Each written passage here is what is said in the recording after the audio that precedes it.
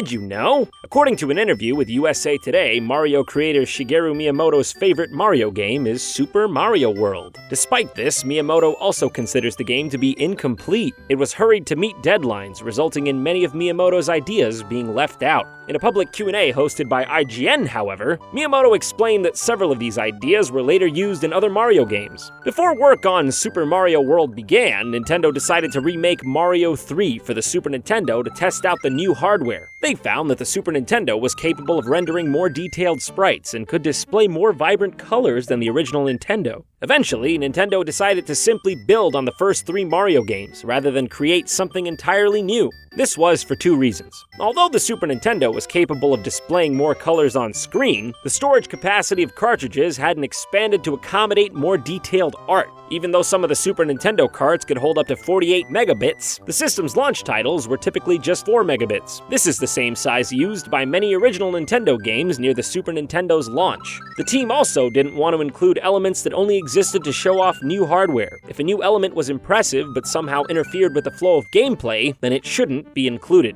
Possible remnants of Super Mario World's connection to Super Mario Bros. 3 can be found in early screenshots of the game. One screenshot has Mario in his Mario 3 raccoon form, with a super leaf in the item box. The power-up was left out of the final game and was replaced with the cape feather. The Fire Flower at this stage also used the Mario 3 design. Other screenshots from this time even show the original world map, which was much smaller and shaped like a mushroom. Both unused power-up sprites can be found in the ROM of the Super NES test program, which was used by Nintendo to troubleshoot hardware problems. The test program contains sprites of the early Raccoon Mario, as well as a set of small Mario sprites that are completely different to the final game art. In fact, these small Mario sprites match up with the art in some beta screenshots. Other early screenshots include Mario 3-style Goombas, which can also be found in the test program.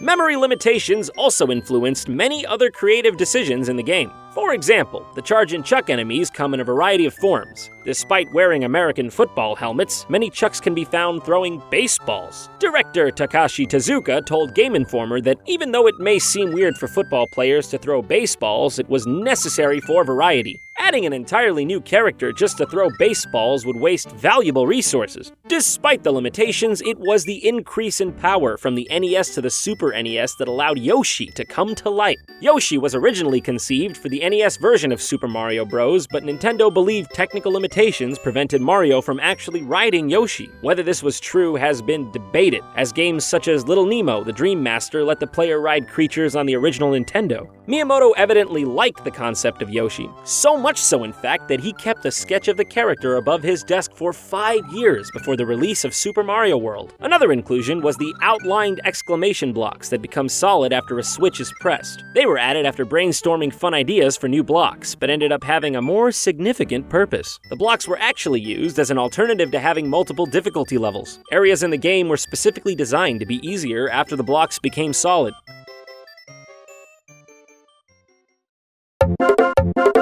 Although many of Miyamoto's ideas could finally be realized in Super Mario World, a few interesting features were left out of the game. One example is an unused Koopa Kids overworld sprite in the game's data. Although the sprite is based on Morton, it seems to have represented all of the Koopa Kids. And these sprites weren't just for decoration. Similar to the overworld hands from World 8 of Super Mario Bros. 3, these characters would have dragged the player into levels. Their positions in the overworld seem out of place, suggesting the map was much different when these characters were removed. As well as an unused decorative piranha plant, there's also a map sprite of a bird that would follow Mario. It's believed these birds would have appeared in the areas containing a special unused type of level. This kind of level would have spawned Mario in a cage, which could then be scrolled along a set path. Interestingly, part of the birds match up with data in the Super NES test program, indicating when this level type would have been tested. The final game has a few secrets itself. The gameplay demo that loops on the title screen appears to be an unfinished version of the Special World level Groovy. Playing both back-to-back reveals an almost identical layout and enemy placement.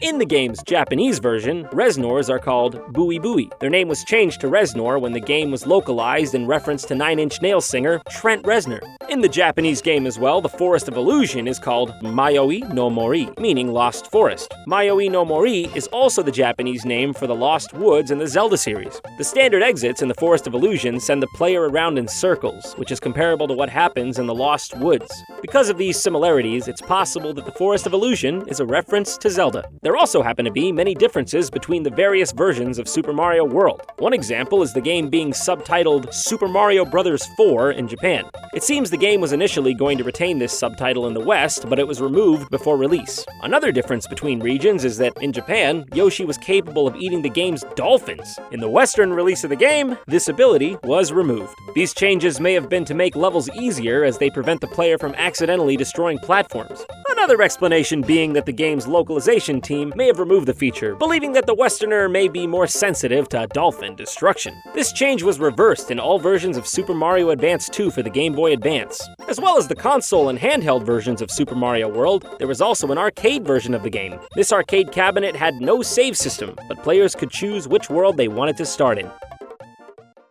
Did you also know that despite Luigi often being portrayed as a coward, Luigi actually means renowned fighter or famous warrior in Italian? Or that Luigi's Mansion was originally going to be an N64 game? For more Luigi facts, check out the Did You Know Gaming video on Luigi.